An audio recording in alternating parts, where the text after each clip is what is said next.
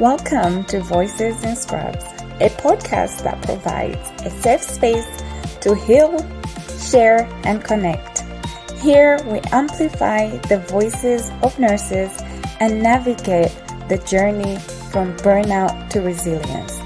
Hosted by Fatsani Dogani, veterinarian and global citizen.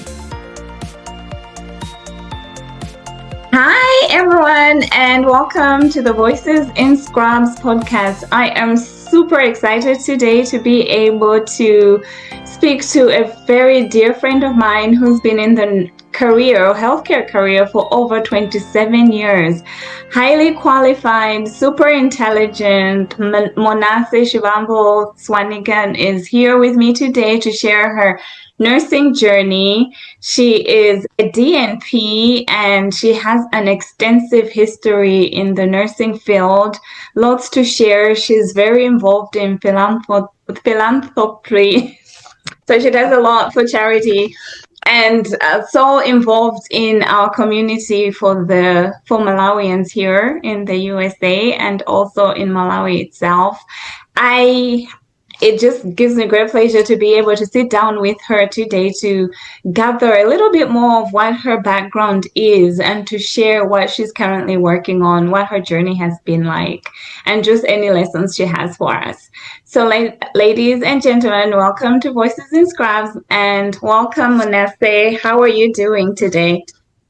I am doing very well. Thank you, Fatsani. And it's a pleasure to be here. Thank you so much, and thank you for being here with us to share your story. So before we get started, just give me a little bit brief background and tell us a little bit more about yourself. Well, so my name is I like to say Dr. Monase Chibambo. You have earned it, so go ahead and do that. Okay. So I am I'm married with 2 kids, 22 and 18. I live in Grand Rapids, Michigan. I was born and raised in Malawi, and I moved to the US when I was 21 years old, and I've been here since. I went to high school in Malawi, primary school and high school in Malawi, and I did all my college here in the US. And I'm currently practicing as a nurse practitioner here in Grand Rapids. And I'm just glad to be here and ready to share anything that you'd like for me to share with you guys. Thank you so much, Monase. But I've been a nurse. Sorry about that. But let me just add on. So I've been a nurse since 2008, but I've been in healthcare since I came to the US, if that helps. And I came here when I came in 1997. Wow. I've grown up here. You have. So you moved in when you were 21 years old. What's that like? How was that journey, that transition, just coming as a young 21-year-old person coming to this big old world of the United States? It was a cultural shock, but it was also exciting. And when you grow up in Africa, you kind of look forward to coming to America, to the land of milk and honey. And then when you get here, you actually find out that you have to work very hard to make it through. And that was very challenging. It was I learned a lot. Some days you felt beat down to the ground, but you had to get up and keep pushing yourself. And the hardest thing that I found was living in Malawi. We were always supported by either parents or I had a scholarship to high school, so I really didn't have to spend any money. Yeah. So when I came here, I had to learn how to budget, how to earn money, and just how to navigate the system. The other challenging thing was leaving Africa. You had very limited uh, career. You either wanted to be an engineer, a lawyer, or a doctor if you were smart. And like if you were a woman, you kind of tended to lean towards nursing. But for a smart person, nursing was not looked at as an option, if that makes sense, to be a doctor. And when I came here, I actually didn't want to be a doctor. I wanted to be an engineer. So coming here, I tried to pursue that route, and it was overwhelming to find out that there were actually 1,000 options that I could choose from. Yeah, I'm sure. And that was challenging. So from wanting to be an engineer and deciding to be to do nursing or going to the nursing field, what led to that decision? So I always say nursing chose me. Okay. I did not choose nursing, okay. But I'm glad it did. Yeah. And I mean well by that. Yeah. So like, as I already mentioned earlier, leaving Malawi, leaving Africa, you have a different view of the world and careers. And when I came here, we kind of had to pay my way through college. And as an immigrant in the US, the nursing healthcare jobs were more readily available, and the hours were friendly for me to go to school and work. Mm-hmm. And so I worked as a nursing assistant and while going to school for electronics technology. Oh, wow. Which I did get an associate's degree in that. And when I graduated, I kind of looked at it. I was like, this is not really what I want to do. And the environment was just not appealing to me. But meanwhile, I was still working as a nursing assistant. And I watched my friends who went through nursing school. Mm-hmm. We graduated same time, same type of degree, and they were doing better than me over time. Yeah. But then I did go back to school and I did computer networking. But we didn't grow up with computers, so we're kind of competing against kids who were born and raised in computers. Right. I did get so getting a job was kind of hard after I graduated. I did a certification in that. Mm-hmm. I worked a little bit, but meanwhile, I always went back to healthcare, to make a living. Mm-hmm. And every time, like so many people were kind of encouraging me to do nursing, and I was, fighting them. I was like, that's not what I want to do. Mm-hmm. And then I finally, after I'd been here for I came in 97, so 2005, I had my first child in 2003, and I kind of had a reality check. Mm-hmm. I had to support my family, and it was one of the hardest times. Yeah. And that's when I made the decision to go to nursing school, because it had proven to me to be like the most beneficial way for most of my friends who were also immigrants. And I had to do a career change. So that's how I started nursing. So I went back to school and I did LPN. And I can honestly say once I graduated, things got better right away, and they've been getting better since.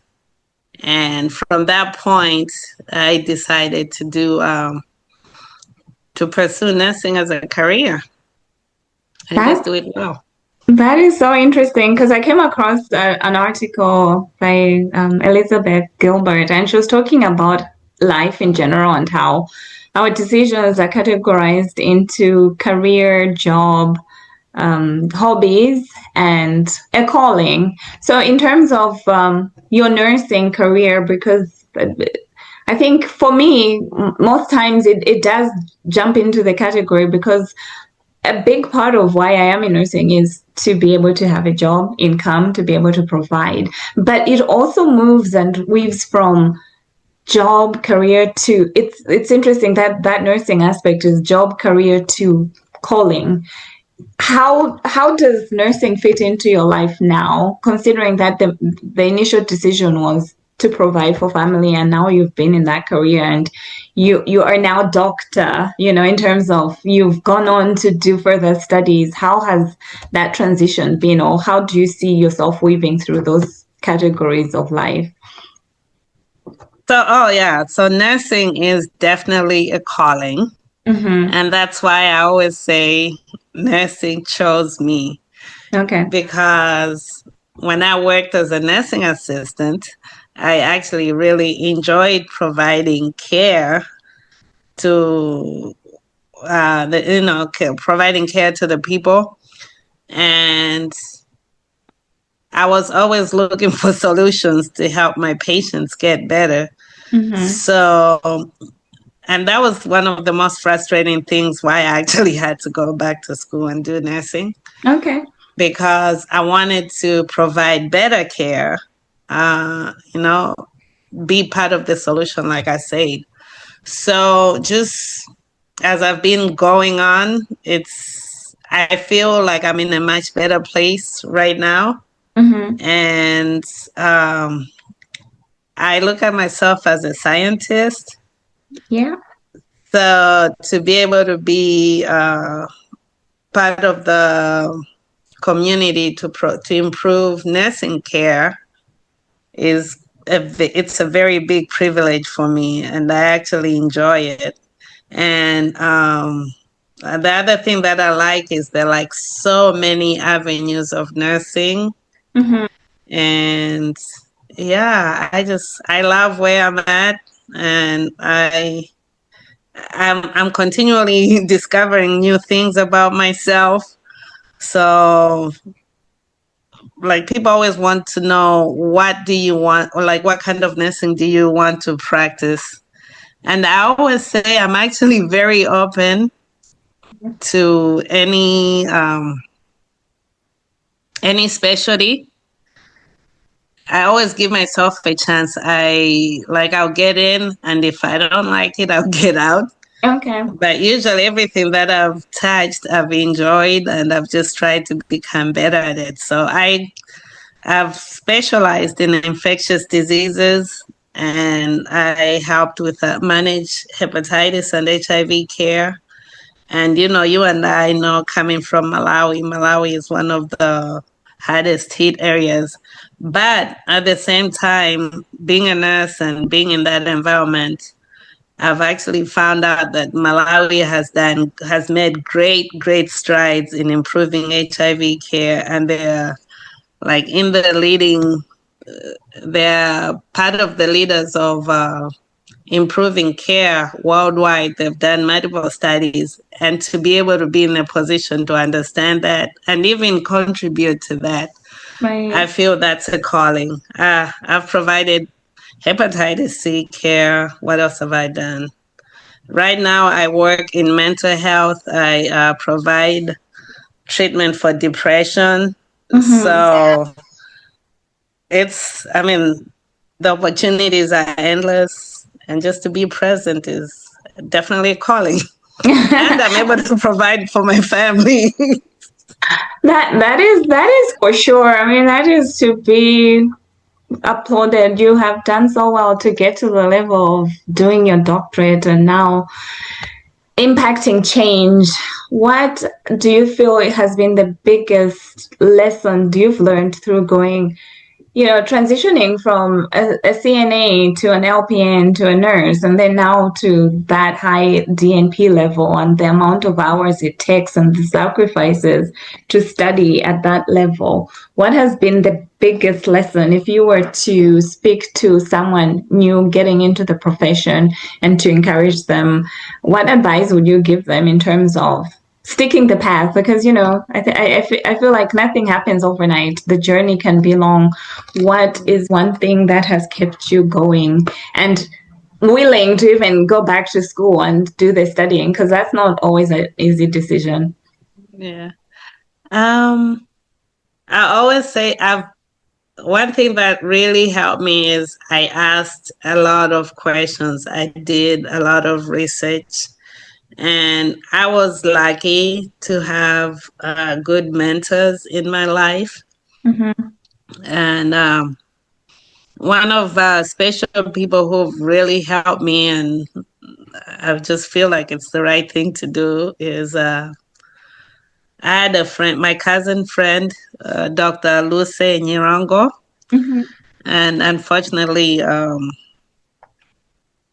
we lost her earlier this year. But we kind of traveled the journey together. So she would always, provide me, like, check on me and give me updates on what she's doing and how she's going through her nursing journey. And I listened. Mm-hmm. And I would also do my own research. Mm-hmm. And if I was interested in anything, even if it was a speck of it, I would ask somebody in that field to tell me about their journey. How did they pay for college? Which Mm-hmm. schools did they go to? Mm-hmm. What did it take to be accepted? Or, how did they balance life and work-life balance? So I always listened. And that kind of it gave me encouragement. And whenever I was having a hard time, I'd always look at those people and I would reflect on what I'd heard so that I was not shocked. Mm-hmm. And that really helped. Another thing is just I've learned that people give you advice in life, Mm-hmm. or they'll share, if something good happened to them, they'll share it with you. Mm-hmm. And it's up to you to take it and run with it. Mm-hmm. If it helps you. Mm-hmm. But you have to sift through, what people tell you. And whenever people tell you something, you should always back it up. So go do more research on it so that you have exact facts. I definitely, like, if there's a school I'm interested in, I would not go by hearsay. If Fatani tells me Ivy Tech is a good school, then I would directly go to their website, call the nursing department to know. Deadlines are a big deal in nursing school. Mm-hmm. So if you're interested in doing anything, start planning ahead. It might take about a year to even like get into nursing school. So you should always give yourself a head start, and that's always helped me. Okay, no, thank you. So from being, a new nurse and making that decision to go back to school and do your doctorate studies, what experience or what transitions or where were you working in that time scale? And then what final decision pushed you to say you wanted to study more in order to impact change? Like you say, you're always a problem solver and you thought, you always want to solve problems. So what led you to make that final decision, say, I need to go back to school in order to actually impact this nursing field? Okay. So I'll take you back to when I was a child. I grew up in Chitedze at a research station. It was an agricultural research station. It was called Chitedze Agricultural Research Station. And they did a lot of research, including my mom. And we were surrounded by a lot of doctors. So growing up, it was a thing. Like I always wanted to become a doctor in something.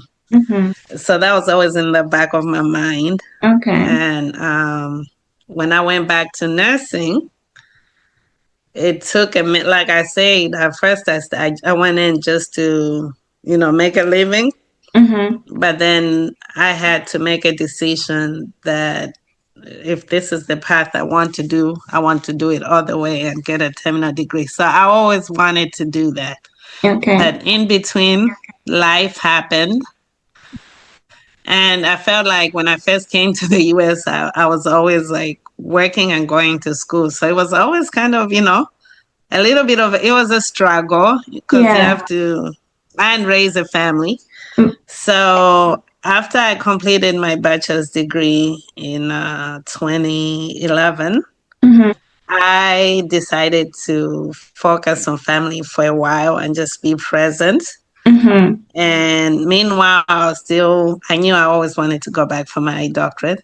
And I just kind of waited. And when it was time, I just felt it was time. My kids were grown. And that's when, and I was working in an environment where I was actually working with another nurse practitioner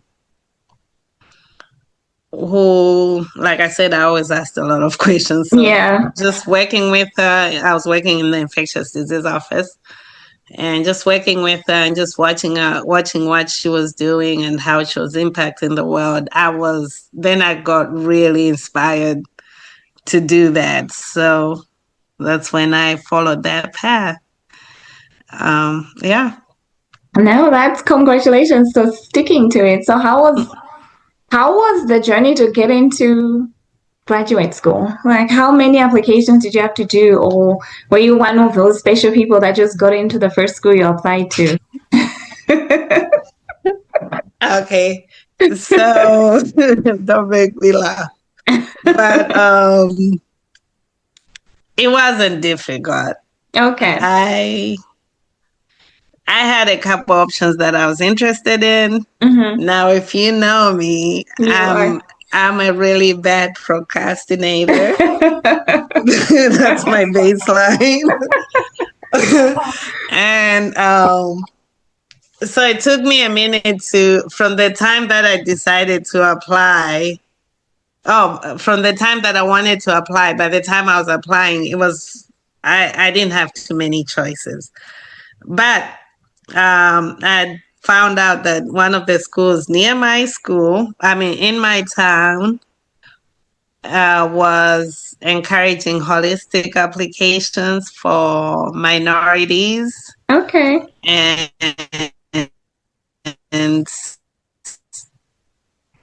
I knew I had a better chance there. So I applied to that one, and that was like not struggle. Oh, wow. Now I do understand that school comes a little bit easier don't get accepted first time. I always encourage you, do not get discouraged. You just keep pushing. And different schools look for different things. So one school might not be a fit for you, and there'll be other schools that are.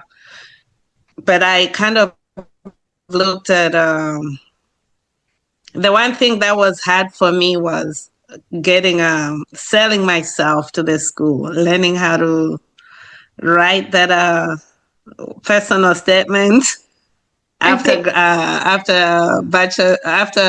undergraduate, I really didn't feel like I could write. So that took me a minute to put together, and that kind of affected my application process. Yeah. But yeah. I think as Africans, or maybe as Malawians, we're so humble. We don't want to toot our own horn, but I'm learning to be like, you know what, I'm a doctor. I have a hard time saying doctor, but I've started to embrace it and say, you know what, I earned this. So yes, you did. So it is one of those things where I think we're so humble, we don't want to be like, oh, I'm showing off. But really, it's not showing off. It's just stating the facts, and the achievements speak for themselves. But I think we have to get better at speaking up for ourselves. Yeah, so that's another thing. What you were asking me, what were my biggest lessons in life? Mm-hmm. I had to learn how to sell myself without being, what's the word? Without coming across as showing off, or, you know. But you have to, there's a pool of applicants and you have to stand out. Yeah. And you have to be able to tell, when you go in front of an interviewer, you have to show why you are the best pick. Correct. And why they need you and not everybody else. So I really had to learn that. And once I did that, it's been kind of smooth sailing, actually. Oh. No, that's good to hear. I guess it is that thing. It's turning it around and saying, going back to the why am I doing this thing? I better, Yes. Yeah, there's a reason why. And let me see, the best chance of getting it is selling myself very well. Exactly. And you've earned it. You know, you put in all those hours. Because trust me, graduate school is not easy. How many times did you want to quit? I just want to ask. So I will tell you, my biggest fear was not finishing. Now, there were multiple times when I was told, are you sure this is a good fit for you? Are you ready for graduate school? There was a couple of times when I almost failed a class and I had to repeat. And I had to go to remediation several times. Oh, wow. Yeah. And remediation did not mean I was stupid or dumb. It just meant I need help and I had resources and I learned to use those. And that was actually one of the best things that ever happened to me, because through that process, I learned the right way to study, the right way to do stuff, the smart way, economical way, and, because there were so many, I would put in so much time and not get anything accomplished and, feel like I can't do this. There were so many sleepless nights. Oh, yeah. Yeah, but eyes on the prize. So you made it all the way to the finish line. I did. Yeah. Oh. How did that feel, though? Just being able to go through and finish to that point. It felt very good. Yeah. But it did. It felt very good. It felt like I've arrived. I had a dream and I pursued it and I was able to obtain my dream, and I was very proud of myself. I was very proud of the work that I put in, because being in the U.S., being an immigrant and supporting a family, it's not easy. It's a big achievement. And it's a big achievement. And like I said, I don't want to say it in a cultural shock as such. It's a shock to your whole being, just trying to navigate the system. And it was good. I tell everybody, if you think you're failing, and it's not, if sometimes, if you're failing, it's not you. It's just you're going against a mountain, and, it's one step at a time. So it felt very good. And I was grateful for all the support that I didn't do this alone. You were one of them, I don't know how many times I reached out to you and helped me with this project, and every little advice helps. So thank you for that as well. No, it takes a village, and It does. I'm so proud that you have made it to this, and we look forward to the things that you will be able to achieve. And just as we wind down, I know you are involved in other things, the Warm Hearts Foundation. Do you want to speak a little bit about that as well, and what that involves? Mm-hmm. Yeah, so like outside work, I'm a board member of a nonprofit. It's called Warm Hearts Foundation, and we do work in Kenya and Malawi. And we empower impoverished communities with limited resources. We help them with whatever they need. So we've built a primary school, we've built primary schools, secondary schools. We try to provide clean water through water well projects. We provide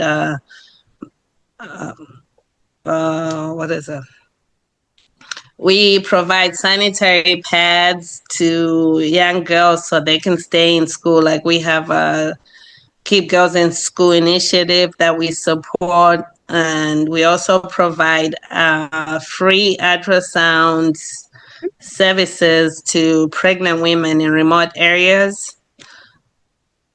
And so I'm involved in that with the planning, finding the needs and projects and implementing them.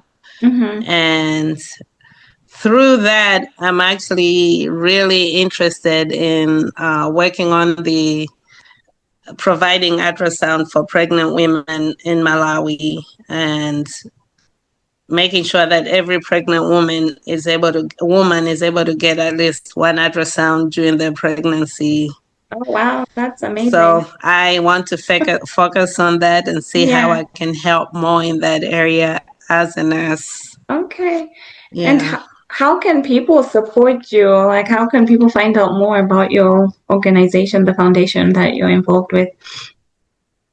Okay. So I can provide my information at the end of this. Okay. But basically, we do have a website. It's called warmheartsfoundation.org. Mm-hmm. And if you click on it, there's a link there where you can donate. And actually, thank you for asking, because this year we're actually celebrating 25 years since the founding of this organization. Oh, wow. So if you are in Grand Rapids, in Grand Rapids, Michigan, or around the Michigan area, including South Bend, Indiana, you can come to Grand Rapids. We actually have a fundraising event on August 21 at 6 p.m. And I can also provide that link to that event. But definitely the website has all the links on how to donate. Okay. And we are our organization, everybody volunteers. We only have one employee. So all your money goes to the deserving people. Okay. Yeah, and thank you for asking. No, that's all. Like, I'm like, how can I serve? How can I help? And yeah, so if you heard, it's called warmheartsfoundation.org, and you can help by donating. Every little counts, and they're doing big things, big changes, making impact where people are lacking resources.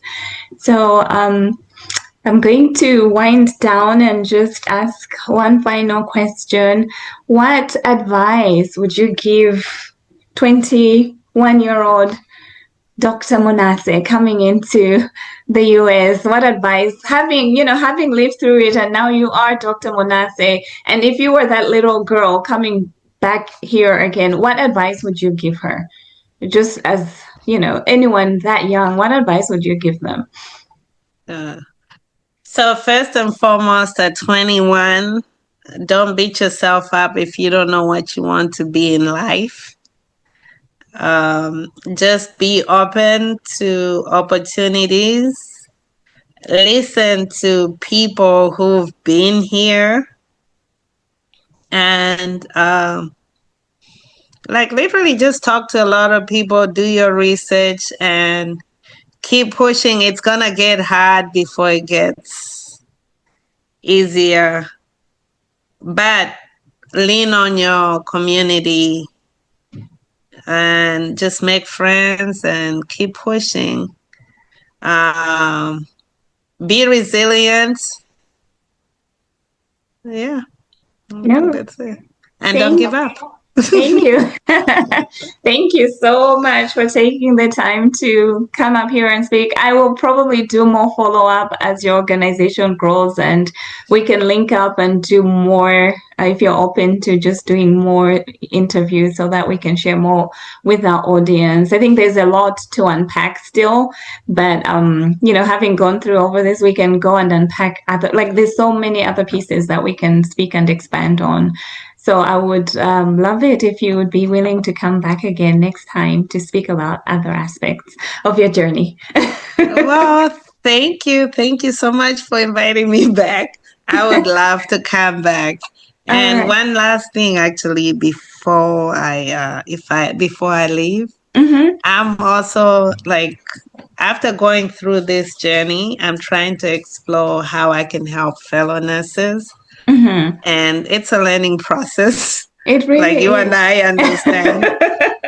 So if there are needs out there and people need help, I'm available to provide guidance or we can figure stuff out together and see what we can do as a community. And I wanted to also mention we did create a WhatsApp group for nurses that come from Malawi.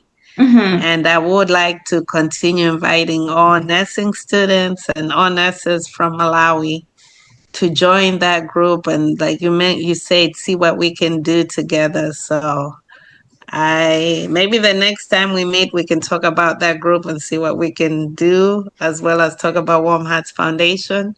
I think that's a lot to unpack right there, especially with creating a community and just support. I think just having that community and being able to speak to other people really helps.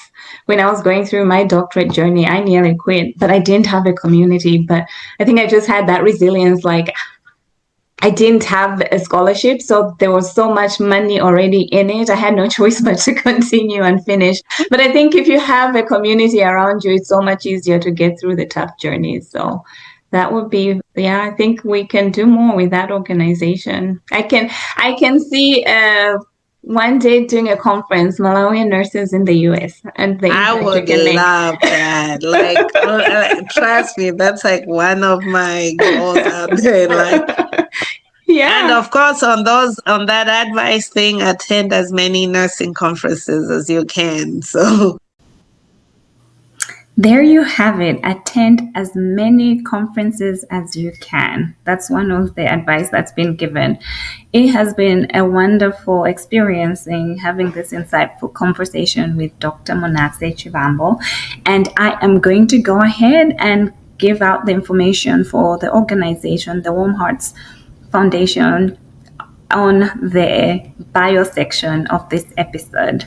If you enjoyed it, please let others know that there is this podcast available. This has been Voices in Scrubs. Have an awesome, amazing day. Thank you for listening to this episode of Voices in Scrubs. If you would like to be featured on a future episode, do reach out to Voices in Scrubs, a platform for nurses to share and grow together. Have an awesome day.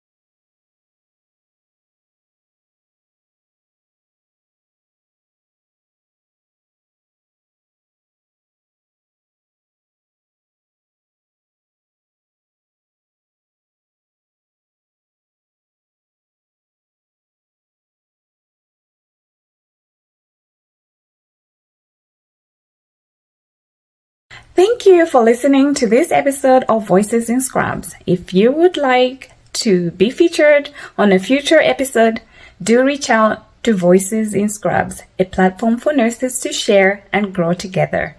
Have an awesome day.